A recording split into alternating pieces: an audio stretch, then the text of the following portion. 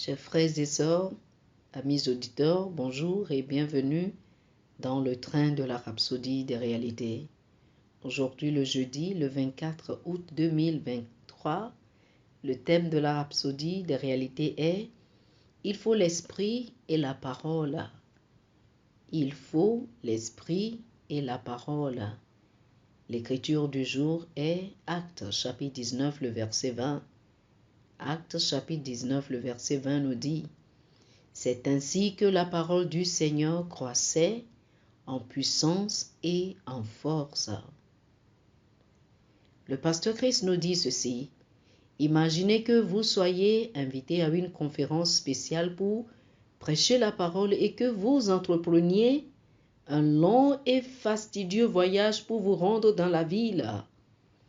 Vous avez traversé les montagnes, navigué sur un bateau ou même rencontré des dangers en chemin.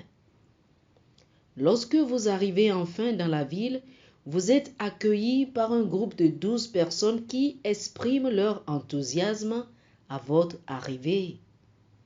Après les plaisanteries, vous dites avec enthousiasme « Pouvons-nous aller à la conférence ?» Et ils répondent tous en chœur « Monsieur, c'est la réunion, il n'y a que nous 12 dans la ville. » C'était l'expérience de Paul à Éphèse.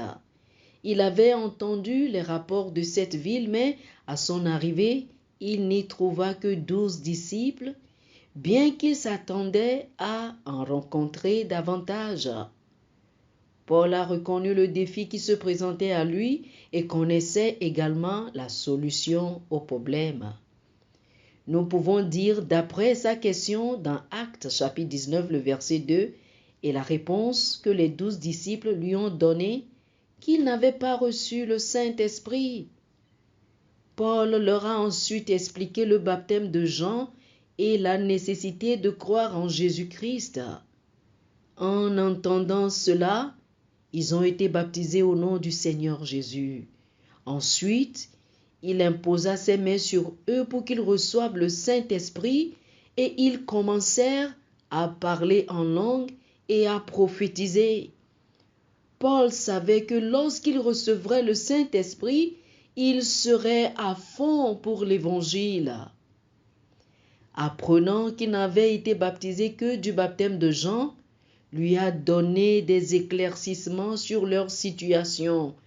Il a décidé de faire un travail de machine à coudre, c'est-à-dire d'enseigner la parole étape par étape pendant 3 mois.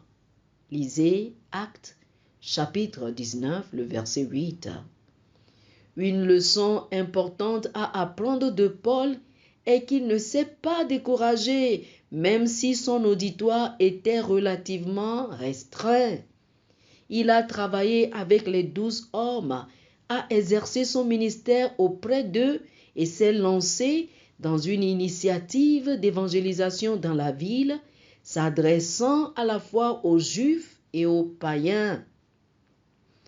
Le résultat qui en a suivi fut que toute la ville d'Éphèse fut touchée par la parole de Dieu. Comme lu dans notre verset d'ouverture, la parole de Dieu a grandi puissamment et a prévalu dans les coins et recoins de toute la ville. Oh, alléluia! Gloire à Dieu! Chers frères et sœurs, je vous invite à faire cette prière avec moi. Cher Père, je te remercie pour la puissance de ta parole et le ministère de l'Esprit dans la vie des hommes. Je m'engage à prêcher l'Évangile, amenant ta parole jusqu'aux extrémités de la terre, enseignant à toutes les nations le chemin de la justice et leur communiquant l'Esprit au nom de Jésus. Amen. Oh, alléluia. Alléluia.